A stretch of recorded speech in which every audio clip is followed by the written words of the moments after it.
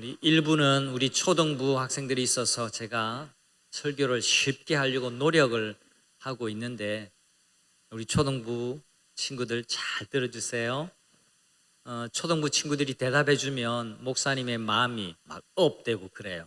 오늘도 잘 들어주세요. 우리 친구들 기우라는 말 들어보셨어요? 아니요.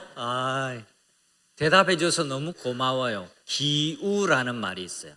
자, 기우라는 말이 있었는데 목사님이 이 기우라는 말은 원래 기인지우라는 말에서 나왔는데요. 이게 뭐냐니까 기는 기나라 기자예요. 이제 춘추시대, 중국의 춘추시대 기원전 400년경에 춘추시대에 아주 작은 나라 중에 기나라라는 나라가 있었어요.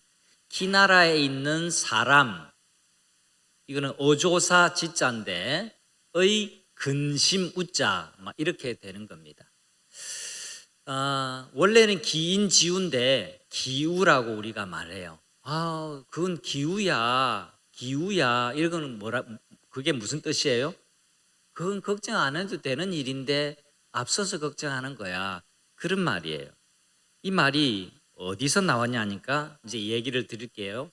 옛날에 기나라에 쓸데없이 근심 걱정을 하는 사람이 있었습니다. 하늘이 무너지면 어떻게 하지? 땅이 푹 꺼져서 내가 쑥 하고 빠져가지고 죽으면 어떻게 하지? 너무나 근심에 차가지고 잠도 제대로 자지 못하고 음식도 먹지 못해서 몸은 점점 야위어 가고 얼굴은 수심으로 가득 찼습니다. 그런데 다행스럽게도 이 근심하는 사람에게는 지혜로운 친구가 한 명 있었어요. 하늘이 언제쯤 무너질까 근심하는 이 근심 많은 사람에게 찾아가서 위로해 주었어요. 친구야, 하늘은 단지 기운, 기체가 쌓인 것 뿐이니까 그 기운은 이렇게 훅 이렇게 무너지는 게 아니야. 걱정 안 해도 돼. 그러자 이 근심 많은 사람은 하늘이 기운이, 그러니까 기체가 쌓여서 이루어진 거라면 해나 별, 달은 떨어질 것 아닌가 하고 또 근심을 했습니다. 야, 이 친구야, 아닐세. 해나 별이나 달도 기체가 쌓여서 이루어졌고 혹시나 떨어진다고 해도 맞아서 죽을 염려는 없어.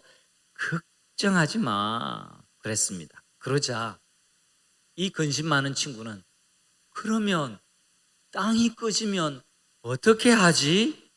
또 근심했답니다. 이렇게 쓸데없이 근심하는 것을 사람들은 기인의 우, 줄여서 기우, 기나라에 근심하는 사람이라고 그렇게 한자 사자성어가 우리에게 전해 내려오고 있습니다. 혹시 이 자리에 앉아 계신 분 가운데 기나라에 근심하는 사람하고 비슷한 사람이 있는지 제가 한번 둘러보겠습니다. 있는 것 같기도 하고. 또 다른 이야기를 한번 해볼게요. 심리학자 어니 젤렌스키라는 분이 있습니다. 이분이 심리학자인데요, 이런 조사 결과를 발표했습니다. 우리가 하는 근심 걱정거리의 40%는 절대로 never, 절대로 일어나지 않을 일에 대한 것이래요. 40%가. 그리고 30%는 이미 일어나 버리고 만 일들이에요. 이미 지나간 일이에요. 그리고 22%는 정말 사소한 일, 진짜 이래도 되고 저래도 되는 사소한 일에 관한 거고요. 나머지 4%는 우리 힘으로 어쩔 도리가 없는 일에 대한 겁니다. 나머지 4%만 우리가 바꿔 놓을 수 있는 진짜 사건들이라고 말했습니다. 자, 그러니까 우리가 고민하는 근심거리의 96%는 어떤 근심거리? 불필요한 근심거리입니다. 우리가 어떻게 할 수 있는 이 4%의 사건 때문에 96%를 매달리고 소진시키는 것은 결코 현명하지 않습니다. 그러니까 근심, 걱정에 쌓여서 하루하루 스트레스 받고 마음이 무겁게 그렇게 사는 건 손해다 이익이다? 우리 초등부 한번 대답해 주세요. 손해다 이익이다? 한번 딱딱 맞춰서 대답해 보세요. 손해다 이익이다? 손해예요, 손해. 보니까 우리 초등부 친구 가운데 3명도 지금 근심에 쌓여가지고 지금 스트레스 중에 있는 친구가 있는 것 같아요. 근심할 필요가 없어요. 그런데 사람이 살면서 근심을 완전히 떨쳐버릴 수는 없습니다. 오늘 읽은 고린도후서 7장에도 근심이라는 단어가 우리가 방금 읽었지만 무려 8번이나 등장해요. 바울이 근심이라는 주제로 전하고 싶은 메시지가 무엇이었는지 오늘 같이 한번 생각해 보기로 합시다. 첫 번째는 하나님께 우리 모두 근심을 맡기면서 살아야 됩니다. 먼저 성경 전반에서 고린도후서뿐만 아니라 성경 전반에서 근심을 어떻게 하라고 말씀하는지를 알아야 됩니다. 성경에는 300번이나 더 이상 근심하지 말라, 너희는 마음에 두려워 말라 라는 말씀이 나옵니다. 근심하고 두려워하는 것은 문제를 해결하는 해결책이 아니기 때문에 그래요. 오히려 하나님의 명령을 어기는 불신앙이고 하나님을 믿지 않는 죄가 됩니다. 하나님이 근심하지 마라고 그렇게 말씀하셨는데 근심을 골라서 근심을 끊임없이 근심을 쉬지 않고 하는 것은 그건 하나님을 무시하는 게 됩니다. 하나님을 슬프게 하는 게 되는 거예요. 하나님의 말씀에 불순종하는 게 되는 겁니다. 하나님을 믿지 않는 죄가 되는 거예요. 예수님도 말씀하셨습니다. 너희가 염려함으로 근심함으로 너희 키를 한 자나 더 길게 자라게 할 수 있느냐? 아무리 열심히 집중해서 근심해도 소용없습니다. 그 시간에 더 기도하는 것이 낫습니다. 기나라 사람처럼 습관성으로 근심에 빠지는 사람 이 자리에 혹시 있다면 내가 좀 그런 경향인 것 같아 라고 조금이라도 느끼는 분이 이 자리에 혹시 계시다면 귀를 열고 잘 들으시기를 바랍니다. 불필요한 근심은 우리 삶을 파괴하는 쓰레기와 같아요. 집에 쓰레기를 남겨두면 온 집안에 악취가 진동을 합니다. 여러분 다 경험하시잖아요. 어느 날 이 세탁실에서 자꾸 악취가 나는 거예요. 여러분 제가 여러 번 말씀드렸습니다. 우리 집에서 일스와 음스 담당은 누구라고요? 저예요, 저. 제가 쓰레기 담당이에요. 그러니까 신경을 안 쓸 수가 없어요. 종량제 봉투로 탁 해서 항상 이제 세탁실 안에 넣어 두었다가 하는데 왠지 쾌쾌한 냄새가 나는 거예요, 여름에. 그래서 이거 자꾸 이 종량제 봉투가 새어 나와서 그런가 하고 다시 꽁꽁 묶어도 계속 악취가 나는 거예요. 안 되겠다. 종량제 봉투가 좀 아까워도 덜 차도 갖다 버려야 되겠다. 보통 여러분 눈사람 만들어서 버리잖아요. 이제 덜 차도 버려야 되겠다 하고 버리고 왔어요. 그 다음에 어떻게 됐을까요? 그런데도 냄새가 나요. 그런데도. 근데 가만히 보니까 세탁실에 또 일부 이렇게 음식 저장 창고 하거든요. 근데 그 구석에 어쩌다가 하나 떨어져서 감자 하나가 끼어가지고 썩어가고 있는 거예요. 저는 감자 썩는 냄새가 그렇게 심한지 처음 알았습니다. 공감하시는 분이 저기 5분 계시네. 저와 비슷한 경험을 하신 것 같아요. 여러분 어찌했을까요 제가? 감자가 아까워서 그대로 두었을까요? 그렇지 않습니다. 즉시 해결했습니다. 여러분, 어떤 쓰레기라도 아깝다고 품고 있는 것은 어리석은 겁니다. 과감하게 내버려야 돼요. 근심이 바로 그런 거라는 겁니다. 마음에 근심을 쌓아놓고 그걸 오랫동안 품고 있으면 마음도 병들고 몸도 상하게 됩니다. 잠언 17장 22절 말씀, 마음의 즐거움은 양약이라도 심령의 근심은, 그 다음에 같이 읽어봅니다. 뼈를 마르게 하느니라. 우리 심령에 근심하고 근심하면 마치 쓰레기를 품고 자는 것과 같아서 우리 몸이 더러워지고 몸에 병이 생기고 냄새가 나는 것처럼 근심을 품고 살고 근심을 좋아하는 경향으로 자꾸 기울어 가면 우리 뼈가 썩게 된다. 그렇게 말씀을 합니다. 이건 진리의 말씀이에요. 상당히 많은 병도 근심 때문에 생깁니다. 세상에 있는 동물 중에서 위장에 구멍이 생기도록 근심하고 염려하는 동물은 인간밖에 없어요. 상당히 많은 질병이 이 근심 때문에 생깁니다. 사람이 병 때문에 죽는 것이 아니라 병에 걸렸다는 근심 때문에 죽는다는 말이 있습니다. 여러분, 병에 걸렸습니까?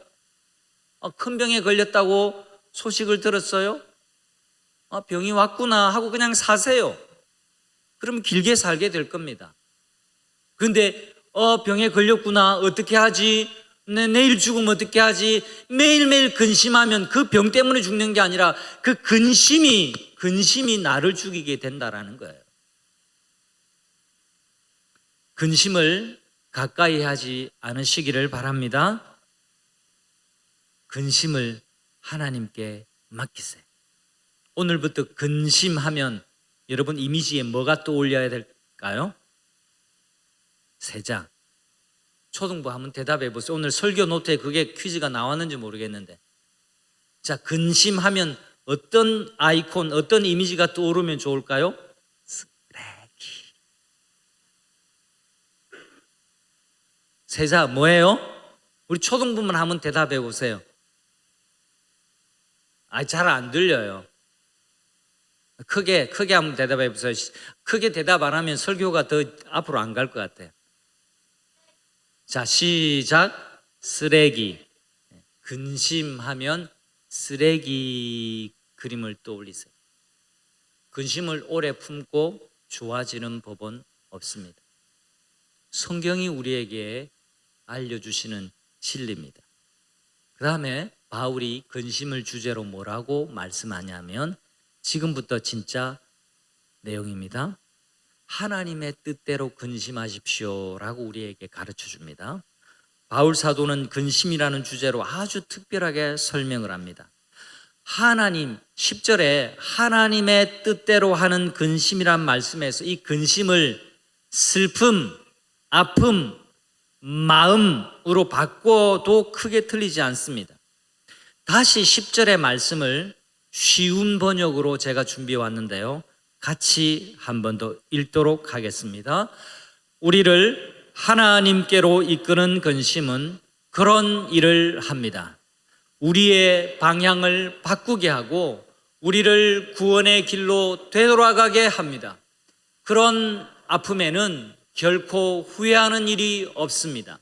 그러나 근심으로 인해 하나님으로부터 멀어지는 사람은 후회만 하다가 결국 죽음에 이르게 됩니다. 자, 여기 보세요. 우리를 하나님께로 이끄는 근심은 그런 일을 합니다. 그런 일이 뭘까요?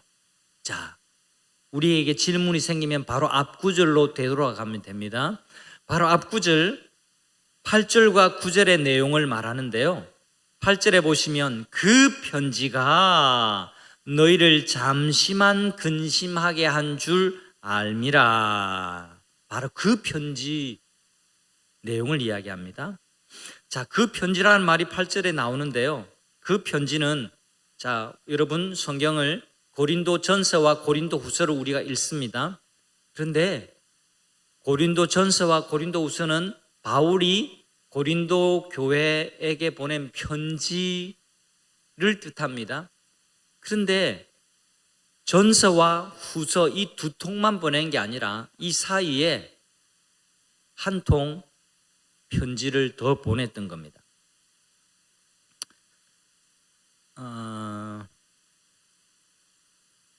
그게 바로 중간 편지인데요. 바울이 고린도전서 편지를 보낸 다음에 잠시 고린도 교회를 방문한 일이 있었습니다. 그런데 고린도 교회는 여전히 파벌을 형성하고 서로 미워하고 서로 교회를 개척한 바울 사도를 두고 심지어 바울이 뭔 사도래? 바울이 사도라고? 아니야. 예수님과 3년 동안 동고동락도 안 했는데 무슨 사도야 사도는 하고 바울의 사도성을 의심하고 공격하기도 했습니다. 그래서 사도 바울은 큰 걱정 속에서 눈물로 아주 준엄하게 편지를 써서 보내었습니다. 거기에는 굉장히 엄하게 나무라는 책망의 내용이 있었더랬습니다. 바로 그 편지를 말하는 겁니다. 그러나 그건 오늘날 우리에게 전해지지는 않아요. 그 편지를 두고 그런 일이 일어났다라는 겁니다. 근데 그 편지를 읽고 이 고린도 성도들이 회개하게 된 거예요. 처음에는 책망을 받아서 마음이 근심이 되고 마음이 약간 우울했지만 다시 그 근심으로 하나님께 회개하게 된 거예요. 뉘우치게 된 겁니다. 정신을 차리게 된 거예요. 고린도 교회가 그 준엄한 편지를 읽고 어떻게 했는지 9절에 나오게 됩니다. 자, 9절을 역시 제가 쉬운 번역으로 한번 준비해 왔습니다. 역시 같이 한번 읽어보겠습니다. 지금 내가 기뻐하는 것은 여러분이 근심했기 때문이 아니라 여러분이 아픔을 겪으면서도 상황을 호전시켰기 때문입니다. 여러분은 근심하며 하나님에게서 멀어지기는커녕 도리어 하나님께로 나아갔습니다. 그 결과는 모든 것이 유익이었지 손해가 아니었습니다. 이게 무슨 뜻이냐 하면 바울이 고린도 교회에 아픈 책망의 편지를 썼을 때에 고린도 교인들의 감정이 상해서 바울을 싫어하고 미워하고 하나님을 더 멀리 할 수도 있었습니다. 바울도 바울대로 나의 이 따끔한 편지 때문에 이들의 마음이 더 다치고 고통스러워지고 고집스러워지고 오해를 하고 나를 더 공격하면 어떻게 할까 하는 근심 또 부담이 있었던 차에 디도를 통해서 고린도 교회가 그 편지를 읽고 어떻게 변화되었는지 고린도 교회가 회개했고 마음을 돌이켰고 그 편지의 내용을 고맙게 받아들였다라는 좋은 소식, 이제는 더 이상 파벌이 아니라 이제 서로 교회가 화합하게 되었다라는 소식을 디도 편으로 그 소식을 듣게 된 겁니다. 그리고 그 소식을 듣고 난 다음에 지금 고린도 후서의 편지를 이들에게 다시 써주게 되는 겁니다. 감사하게도 고린도 교회 형제자매들이 곧바로 회개하고 하나님을 다시 가까이 하면서 바울을 생각하는 마음을 가졌습니다. 바울을 더 귀하게 여겼어요. 결과적으로 고린도 교회의 근심과 바울의 근심은 그 누구도 해로움을 주지 않는 하나님의 뜻대로 하는 근심이 되었습니다. 바울은 두 종류의 근심을 우리에게 말해줍니다. 오늘 중요한 구절은 10절인데요. 10절 말씀을 한 번 더 같이 읽겠습니다. 하나님의 뜻대로 하는 근심은 후회할 것이 없는 구원에 이르게 하는 회개를 이루는 것이요 세상 근심은 사망을 이루는 것이니라. 바울은 근심이 다 같은 근심이 아니라 두 종류가 있다고 말해요. 세상 근심은 사망에 이릅니다. 세상에 속한 근심은 다 무익하고 해롭습니다. 구애를 낳습니다. 세상 근심은 원망으로 치달아요. 여러분 가운데 해로운 음식을 골라 먹으면서 건강해지기를 바라는 사람이 있나요? 그건 어리석은 생각이죠. 우리 초등부 친구들 패스트푸드 너무 많이 먹으려고 하지 마세요. 엄마 밥이 최고예요. 뭐 과자 같은 거 너무 많이 먹으려고 하지 마세요. 하여튼 건강한 거 먹으셔야 됩니다. 근데 이 세상이 참 해로운 음식도 많이 팔아요. 해로운 것 골라 먹으면서 건강해지겠다라고 하는 것은 어리석은 것처럼 늘 근심하면서 그 근심이 하나님께 회개로 나가지 않고 그 근심하고 후회하고 근심하고 원망하고 근심하고 시험 들고 근심하고 불평하고 근심하고 다투고 그렇게 하면 결코 행복해질 수 없습니다. 세상 근심은 하면 할수록 하나님과 멀어져요. 내가 세상 근심에 빠져서 허덕이는 모습은 마귀를 즐겁게 할 뿐입니다. 마귀가 무엇을 먹고 잘 사는지 아세요? 우리의 근심, 걱정, 우리의 원망, 우리의 다툼, 우리의 불신앙 먹고 마귀는 더 강해지고 마귀는 우리에게 더 강력하게 시험한다는 것을 잊지 마시기를 바랍니다. 여러분 생각해 보세요. 하나님과 가장 멀어진 상태가 지옥이에요. 반대로 하나님과 가장 가까워진 상태가 천국입니다. 여전히 세상 근심에 쌓여 있는 분이 있다면 내려놓으시고 하나님께 맡기시기를 바랍니다. 하나님의 뜻이 아닌 세상 근심은 후회를 낳고 사망으로 이끌지만 하나님의 뜻대로 하는 신령한 근심은요, 회개를 낳고 우리를 소망으로 이끕니다. 이것이 10절의 말씀입니다. 성도 여러분, 하나님의 뜻대로 근심하는 법을 마지막으로 알려드리겠습니다. 해답은 따라해 주실까요? 잠시만.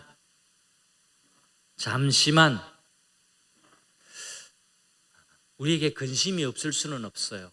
그런데 근심이 생길 때마다 세상 근심, 인간적인 근심은 잠시만, 한 번 더 시작, 잠시만 하는 겁니다. 고린도 교회가 바울의 준엄한 편지를 받고는 잠시만 근심했다고 합니다. 잠시 마음에 걱정이 생기고 잠시 마음에 어려운 감정이 생겼지만 중요한 것은 잠시만 근심했대요. 이 부분을 눈여겨볼 필요가 있습니다. 이런저런 근심이 여러분에게 찾아올 때 잠시만 하기로 마음에 결정하는 겁니다. 잠시 하는 건 우리가 인간이기 때문에 어쩔 수가 없어요. 우리가 사람인데 어떻게 근심, 걱정을 안 할 수 있을까요? 그걸 할 수밖에 없는 존재이기 때문에 예수님께서도 마음에 근심하지 말라, 하나님을 믿으니 나를 믿으라, 그렇게 말씀하신 거예요. 할 수밖에 없어요. 우리 모두 인정해야 되지 않을까요?